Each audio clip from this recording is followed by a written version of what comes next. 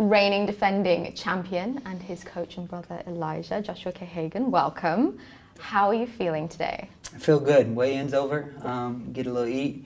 Ate a little bit, so feeling good. Now it's just the fun part, you know, just the get punched in the face part left to do. That's all. The main reason you do it all. Yeah, that's it. I wanted to start at the beginning, really, and talk about your father, because he was quite a creative martial artist, a black belt himself, but he put different martial arts together, and you trained in a new form, really, didn't you? Yeah, so I mean, he was a Navy brat. So my grandfather was in the Navy, and so they moved around a lot. A Navy brat? Is that the child of a Navy? Well, I've never heard that before. That's so brilliant. basically, just a kid get moved around all these naval bases, and so South Carolina, they were stationed for a long time. That's where he trained under Master Church, Albert C. Church, and so originally he got his black belt in Okinawan Kempo.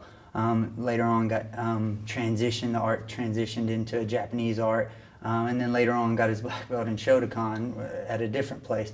And so by the time I was born later on in life, he had 2 different black belts. He had also done some boxing, some kickboxing things, and what he was teaching was kind of a mud of any one style. We were learning Shotokan katas with some different Kempo things from traditional. There was jiu-jitsu in there, and to be honest, so he reformulated it, kind of a new way of thinking, and I say a new way, but Bruce Lee was ahead of the game. But the idea of let's use what works, let's learn. Learn the traditional, learn from the old, but also be aware of the new and understand what's working. And I used the term karate, American karate, in an interview before. I think they took it and ran with it a little bit more. But it's still traditional karate. What I meant by that is I learned a lot from American competition. I was watching, I was going to different tournaments and I was seeing these great martial artists from all this different styles. And I didn't want to just learn our katas. I wanted to learn that kata. I wanted to do that, man. I want to do what that guy's doing.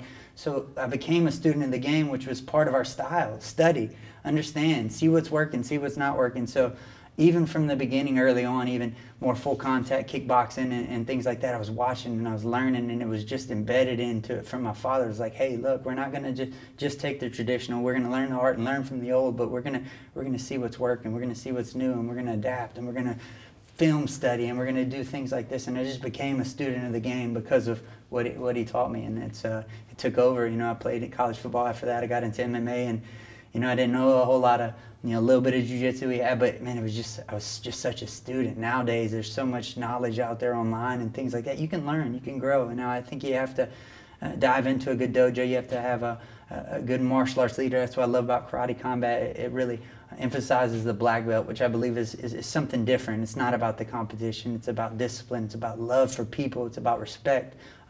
These are things that you need to embody into your martial arts. And these are things that I believe a good leader, a good instructor, a good sensei help you do. But from there, man, the world is your canvas. You can learn anything from anywhere, and I think you should. I think you got to do it within reason. There's also some McDojos out there too. You got to watch some things. But I do also believe you can learn from anything if you also take it with a grain of salt and you understand you have to apply it to you. I love this sponge mentality and the idea of a blend, but more so, there's a very pivotal story there that you told me that I didn't know before, but your father having learned it in Okinawa. I mean, that's part of the history of the sport, and it was the American military that brought it over to America, yeah, and absolutely. then we're going to Okinawa for your fight. I mean, this seems more than just a coincidence. It really You're is. exactly where you should be. And this is where, you know, and I have often dreamed of fighting back in a homeland type situation like this. Is really cool for me to go back to the roots, to be honest, where it all started, where the discipline started, where the technique started, where everything started. When I started researching, I started there. You know, I started, you know, Funakoshi. You know, you go in there and you study from there, and it starts there. Your journey starts there. And I love true enlightenment. It's coming back to a place you've been before, but seeing it for the first time. So now I'm going back to Okinawa, and I get to really see it from the first time, from my own perspective as my own martial artist, my own canvas, my own black belt, ready to put my own style into what started from here. So the family gave you almost a perfect start into martial arts, having all that skill around you, your brother as your coach as well. But the Karate Combat beginning wasn't quite perfect. It was a bit of an adjustment period for you, wasn't it? Well, there was, and to be honest, you know, there's a hidden story underneath. So it had the first, was it Genesis? What was the first? Yeah. Genesis in Budapest was like a first time. I knew nothing. A friend called said, hey, what do you think about full contact karate, 3 3-minute rounds? It's like, oh my gosh, you've invented the sport that I've been trying to invent. So I hear about it, and I come to Budapest, and I don't know nothing. I don't know what's going on. So I get here, and they bring us to the pit the night before. New to everyone. New to everyone. No one knows nothing. So the night before, this was a bad mistake on Karate Combat's part. Not enough, but they bring us to the pit the night before, and I literally was so excited. I didn't sleep one wink the night before the fight because I was so excited about the pit. I was a kid in a candy store, and so I fell in love. I fought that event. I won. I beat a good opponent there. But at that moment, I knew I'm going to be this is my sport. God, you created this for me, God among people too, but I just was so excited about it. And then next event was Evolution. I was talking to the promoters a week before the fight or something, and some guys fell through, and I was like, man, I'm ready to fight. Yeah, I'll step in. And stepped in, I would say overly confident, and I ended up getting knocked out in the first round, floored. As we do in life, as we do in martial arts, to get knocked down, and I got back up, and it inspired me to train harder. It inspired me to. I made the decision then. It's not what I thought was the first thing. Oh, I'm not that good, and all these doubts come in, and then I took it to God. I prayed. I rested, and then I came back and I said, I'm not going to let anybody outwork me. And from that moment forward, I'm not going to let anybody outwork me. I'm going to keep coming and keep coming and keep coming, and that led to where I am today. I'm so thankful for that loss. And if that loss doesn't happen, it probably happens later on, and I'm not the first welterweight champion if that loss doesn't happen. So it was a blessing, It's in losses that we learn, isn't Absolutely. it? And Elijah, your brother, speaks about Karate Combat like it was designed for him. All the time. Yeah, his joy is in it. Do you see this as the perfect place for him, the perfect path to him? Oh yeah, for sure. I remember when he had to retire from MMA because he didn't have the time to dedicate to the ground and everything. He was too busy running his own business and teaching, and he would just get caught up, and then he'd go fight and end up, when you're a striker, a really good striker, you're going to get taken down. And this helped to where his striking came in handy. Yeah. He didn't have to worry about the ground game. Yeah, I mean, to be honest, I think this is a good testimony for me. At the end of my MMA career, I was to that point where I had to. So when I started in MMA, there was no MMA gym around where I was from. So it was one of two choices. It was either move away to go find a great gym, one of these Albuquerque gyms, Greg Jackson, go see Dwayne Ludwig, go find a place to train, or I could open up one myself. So I prayed about it, and I felt like God led me to open up my own gym. Like there was it wasn't about me. And as I look back now, it wasn't about me. There's so many people that have been affected, not by me, but just by being around this community. So I believe that God asked me to, or led me to start the dojo, and then at first it built me up. Go undefeated in Bellator. I was ready. I was fired up, and then the reality of running a business stepped in, and then bills needed to be paid, and things needed to be done, and it got overwhelming, and it got to a place where I couldn't compete at the level I wanted to in MMA and run the gym, and so I was debating again on which avenue to take, and I prayed, and I felt like God was telling me that I needed to take a back seat in my own career and focus on the gym, the people around me, the people that relied on me. And so I did it. That was the hardest decision I felt like I ever made. I felt like I was putting myself aside for other people, and I felt like that's what God called me to do. And so, all right, God, whatever, let me put other people in front of myself, whatever. That's kind of how I felt. But I knew it was the right thing, and I did it. And a few months later, I get a call. Hey, what do you want to do? You want to fight some full contact karate? And when I got to Budapest that first time, I was reading The Alchemist, and there's just lots of things happened, studying the Bible, and I just got the revelation. God said, see, you see what you did? You put yourself aside, and you focused on other people, and you see what I got in store for you? If you'd have stayed in MMA, you wouldn't even have took this opportunity. You don't know what was happening, where I thought I was being selfless. Really, God had something better for me all planned, and I just had to take the right steps to get there, and it unfolded, and it worked its way out, and here I am. smiling all the time. Sounds like you made that decision, that selfless decision, with faith, and the gift came back for you to be able to do it in your way. We've seen faith and frustration. Yeah, yeah. So we see that you're very much in your element. And one fight where we saw you in full flow and in your element was about a year ago now, against your opponent that you're going to face, Dionisio Gustavo. You were very much in control of that fight. For those watching, you've given us a reaction there. I'm going to take that. What were you about to say? I mean, it was ugly, but it was fun. It was a war that he... Yeah. It was a war that went to a decision. There were some moments, but I felt like you were in control from the off. I felt good. I never, you know, you even dropped me early in the first, and I never felt concerned. You know, I did feel, I think you're right on, I felt like I was in my element. You know, he gassed. I had the mindset that it didn't matter how long it was going to go. I was going to keep coming and keep coming. We'll see what happens at the end, and just keep fighting. So I felt like that was definitely in there.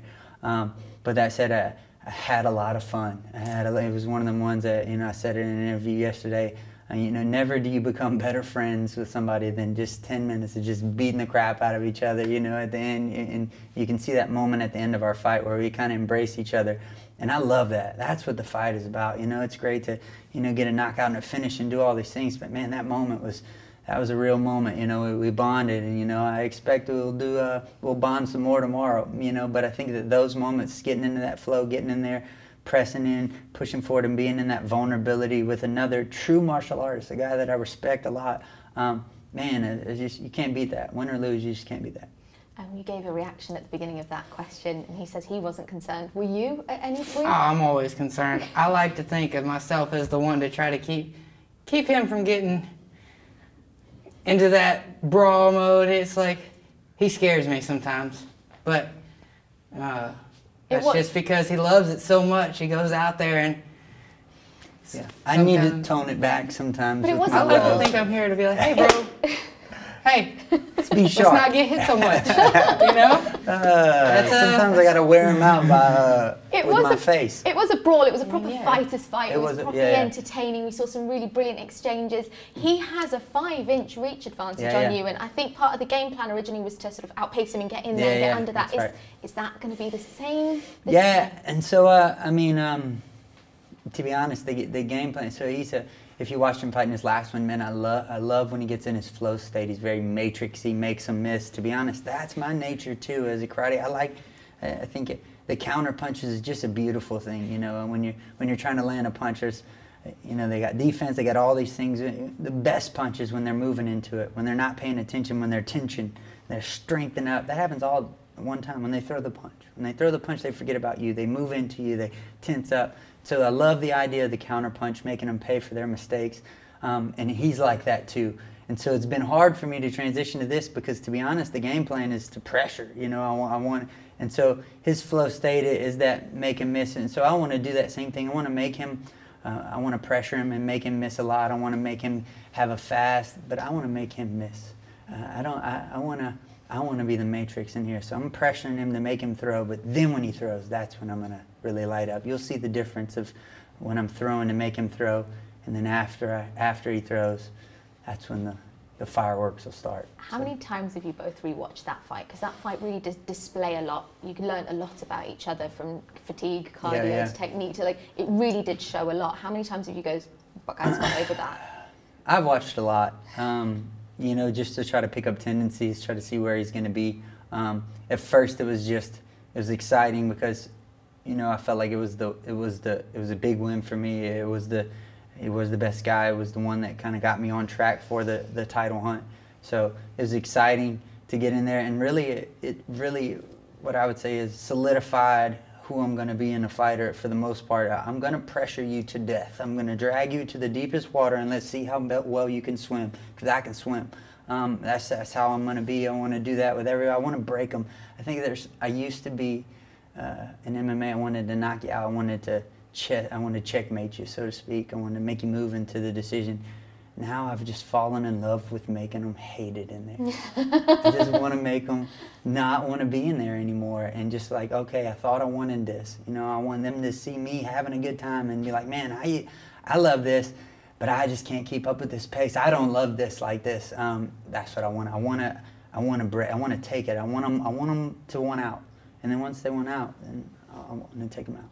I hear a lot of great martial artists say that they want to fight the best in their opponent, and it does feel like this is an opponent that helps you shine. Do you feel like he's the best opponent for you right now? Right now, so what I love about this right now, one, I felt like he was the best in the league at the current time when I fought him, and then a year and a half has gone by, and he's thought nothing else but about me. I know it's derailed him, and I know the beauty of a loss. I already talked to you about the beauty of my loss and what it led me to do. So I'm excited to see what it led him to do. I know he's fired up. I'm the defending champ. I got the belt somewhere, but he's searching for it. He's seeking it out. So I know I'm the hunted, and I know his mind has been on me. So I anticipate the best version of Dionisio that's ever been, and that's who I want to be. You are the hunted, and obviously it's not just him that's got you in their sights. And you've had, this last year training and preparing, and it's not been the easiest, has it? We know about Lake Charles and how there's been a hurricane that hit your dojo. Tell me about how the last year has been, because preparation can't have been simple. Simple is definitely not the word for it, simple or easy. So in August we got hit with Hurricane Laura. Really, more than just our dojo, it just crushed our town. And to be honest, so right now, as we were leaving to come here, our roof was getting replaced. We have an RV in back where my little brother stays. I have another storage building where another homeless friend was staying. Now we have one of my fighters and his girlfriend who had to evacuate out of their place. They're staying with us, so we kind of have a refugee camp. But that's our city right now. But that's always been our nature too. Hey, look, whatever it takes. So it's been tough. We didn't have a dojo for a long time, and we have a temporary spot now. But I would say that it's been a beautiful spiritual journey. I have a great fight team. I haven't had all the great training partners and people around me that I usually would have, but I have a young team that's been hungry. And from the moment the hurricane wrecked our dojo, I was getting texts, hey, were we training outside? What are we doing? Where are we going here? So we were in the parking lot. We're running in fields. We're going to the track. It doesn't matter. The dojo is not a building. We're here to get better, so we're going to get better. And I love the analogy of the kid that when Jesus feeds the 5,000, he's like, hey, this is what I got. I'm going to bring what I got, and let me see what God can do with it. And that's what we just started doing. We just say, hey, look, we ain't got this, but this is what we got. Let's go train. Let's go here. Let's drive to Lafayette down the road, and let's go train here. We're going to bring you what we got, God. And I've just watched them take this team, and we've become a better team over the past 8 months than we would have if we had a dojo.